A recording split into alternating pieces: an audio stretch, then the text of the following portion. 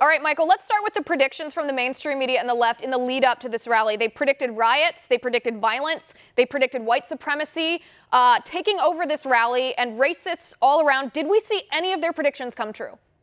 Not at all. Actually, what we saw was proof of the thesis that when you have more guns, you have less crime, because you had thousands and thousands of pro-Second Amendment protesters out there demonstrating today, many of whom were armed to the hilt, and you did not have any incidents of violence. You know, when the media were building up the hysteria for this demonstration today, they suggested, as they always do, that people who are just out there defending their civil rights, who are defending their right to keep and bear arms, are racists, bigots, neo-Nazis. In a conversation between Ta-Nehisi Coates, the journalist, and Alexandria Ocasio-Cortez, they suggested it was ironic that the pro-Second Amendment protest would be today on Martin Luther King Day. But of course, that's not ironic at all. Martin Luther King was a civil rights activist, and our civil rights to keep and bear arms are one of the oldest and most cherished civil rights that we have. It makes absolutely perfect sense. And of course, the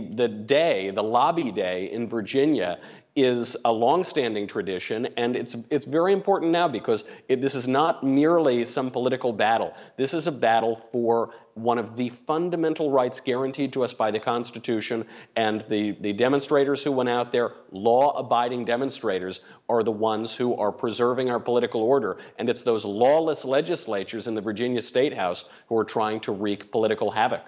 Right, and these accusations. So first of all, it's dishonest, and it's a disgusting accusation to try to conflate law-abiding Americans who support their Second Amendment right to keep and bear arms, to conflate them with three racists. I mean, there was 100,000 people at this rally. Reportedly, the final numbers are still yet to come in. They arrested three racists. That's not exactly the entire rally. That is a fringe minority of the rally, and it's dishonest. Zero. Exactly. It's dishonest to try to conflate it. But do these people on the left, you know, Alexandria Ocasio-Cortez, Ta-Nehisi Coates, do they understand that the root of gun control in our country is racist? That in the South, there was a history of denying African Americans a right to keep and bear arms because racists in the South did not want, you know, slaves or then freed Black Americans to be able to defend themselves or rise up against oppression? Of course, the Second Amendment exists to protect all of the other civil rights, everything else in the Bill of Rights, and all of those freedoms that we cherish, because that's where the rubber meets the road. When we have the right to keep and bear arms, we're saying we have the right to protect ourselves from tyranny. And this is especially important for historically oppressed or disadvantaged people.